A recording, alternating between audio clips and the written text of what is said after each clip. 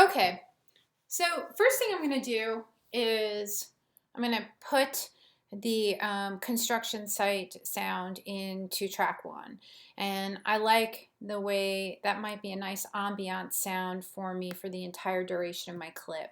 Now I remember that one's 2 minutes long. So here's what I'm going to do. I'm going to put this in a track one. So what I did, first of all, let me just make sure you understand that these markers here, if I were to put this marker here, this time marker, and I drop my clip in, it would want to automatically snap to that. I can totally drag it like that just so you're aware it will automatically want to snap to that, but I can put it right there. Now it wants to ask me if the sample rate inserted does not match the sample rate of the session. Press OK to make a copy of the file, which will then conform to the match. The sample rate of the session. So I'm going to click OK, and that's going to make a new file in the file session. It's going to in the file window. So what is going to happen a lot with especially these wave formats is that they're going to end up repopulating into the file window as a copy of itself at the right sample speed. So don't worry about that, just hit OK.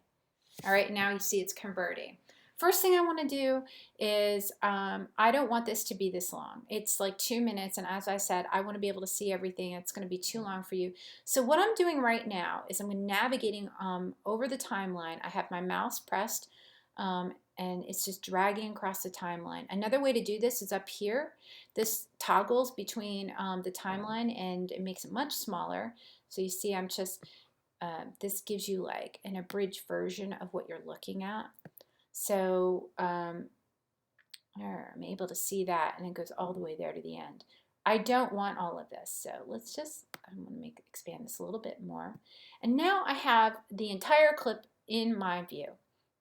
So first thing I'm going to do is, you see that icon there? It's a cut icon, or it's a clip icon. So what I'm going to do, I just drag my mouse over top of it, and I'm going to pull it like this up to 30 seconds.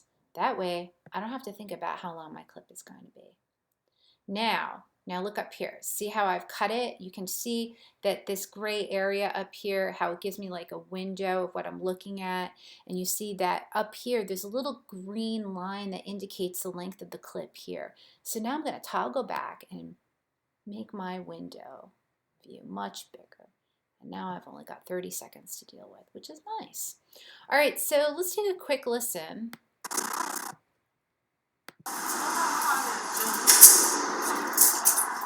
That's pretty cool. Nice general construction sound.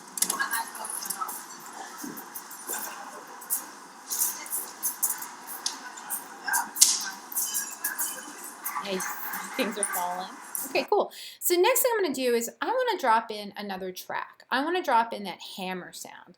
So I'm going to go over to my hammer sound, double click it. It's going to bring me over to that waveform window. So I just double clicked it. Now what I'm going to do is just drag my time marker over it and just push play. Yeah, I think that's pretty great. So here's what I'm going to do. I am going to go back over here and see how I just clicked the sound. Well, the sound file, I'm going to go back up over to, it's right currently in the waveform window. I'm going to click back over to multitrack, and look, there it is, my all of my different tracks I can see. And I'm going to take the hammer sound and drag it over here into track 2. So I can drop it here, I can drop it here, wherever I want. So why don't I just drop it right there, and we hit OK on that sample rate. Now I'm going to bring my time marker up to about where, just before the sound enters of the hammer. So I can hear the sound of the construction site and the hammer together. So let's listen to that.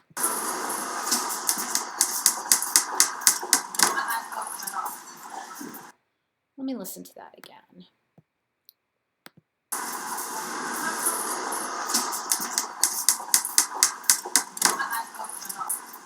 Okay, that's cool. So here's what I'm thinking I want to do. I want to have the sound of the construction site be less dominant, be more ambient. So I'm going to turn the volume down on the construction site track 1, And I'm going to manipulate the volume on the hammer, and I want it to feel like it's much closer to us. So I'm going to turn the volume up on it. So the construction site, I'm going to turn the volume down, and on the hammer, I'm going to turn it up. So the way that you can do that is right here, you have these this yellow bar right here. That is your volume, right, for that track. So I'm going to click on that and pull it down.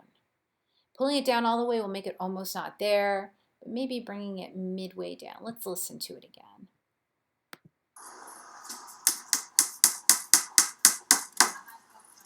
Cool, so I can hear the construction site in the background, and I can hear that hammer more loudly, so it's closer, but you know what, it doesn't feel close enough, so I'm going to turn that volume up by highlighting that yellow bar, bringing it up. Now here, let's take a listen.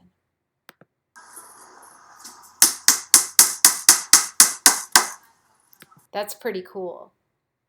All right, so I've brought that sound of the hammer a lot closer to the listener, and I've sort of sunk back the by turning up the volume. I've made that sound appear or feel closer to the listener by increasing the volume. And to create the distance, like the background sound, I've lowered the volume on the construction site. So I've brought the hammer closer to the foreground, and I've brought the construction site sound, the whole over ambient sound, I made that more in the background. All right, so I'm kind of interested in doing something interesting here with the hammer. I like the fact that that hammer sound is strong, but I want to make it more impactful. So I want to make it sound like it's being hit harder and harder as it's being hit. So what I'm going to do is manipulate the volume again. And the way I'm going to do this is by putting what's called keystone markers on the volume bar. So what I do is I put a marker, I click on that bar, and you see that little blue dot there? That's a keystone. So, to remove keystones, you can tap on it by adding it, and then when you want to remove it, you just click it, right click it, and then you hit delete selected keyframes. So what I call it a keystone. I'm so sorry. A keystone is an architectural term. So here's a keyframe, which is important for this. I'm bringing it down a little bit, the volume, and I'm going to put a keyframe here. And I'm going to turn that volume up. Oops. I need to put a second one here as an anchor, and now I'm going to bring it up. Okay, so let me just redo that. I'm going to delete these selected keyframes. I'm going to delete this one. And I'm going to show this to you again. So what I'm trying to do here is turn the volume up slowly. So the volume is a little bit high. There's one keyframe, and that's going to anchor the volume there. And then I'm going to put another keyframe in, and then I'm going to pull that up. And that is going to create this gradual climb. See, I can manipulate it like that if I'd like. Now let's listen to this.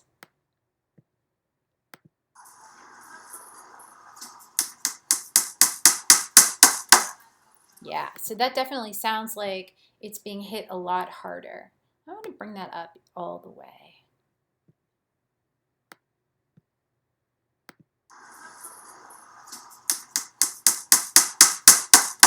That's great.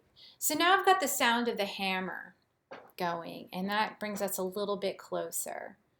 So I'm going to put on another track. So what I'm going to do right now is I'm going to add another sound of the hammer at closer to the end of the track. So what I'm going to do is click on this clip, and by clicking, you see the boxes that go around it. Now I'm going to do Command-C to copy it, and I'm going to move the timer over here, the time marker, and if I hit Command-V, it's going to drop in again. So I have a copy of it. I'll do that again for you. So I just deleted it. What I did was I went over here and I clicked on my clip, right, my little tiny clip. I've got my track highlighted, and I'm going to move my marker now to where I want to insert that clip. And so what I do is Command-C, and then wherever I put that marker, I'm going to do Command-V, and it's going to drop right in. Right? So now I've got two here, and that would be kind of interesting to listen to in a little bit. All right, so now I want to put in the sounds of my birds. So let's listen to this bird over here, the first one. I'm going to double click it, and it's going to be the sound. We're going to get the waveform. So let's listen to this real quick.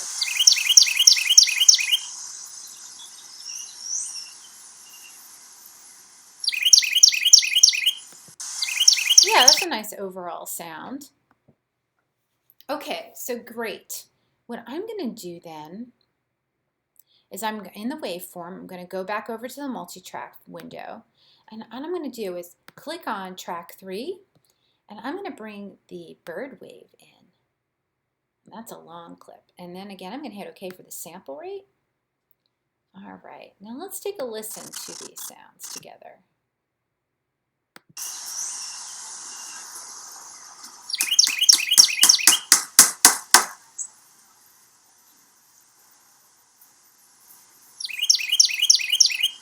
Nice.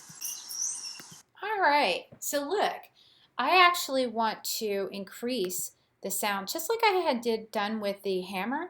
I'm going to increase the volume on that a little bit. So I've got that yellow bar and I've pulled it up. Now I'm going to create it so that it's really high up at the top, and then I'm going to create these keyframes.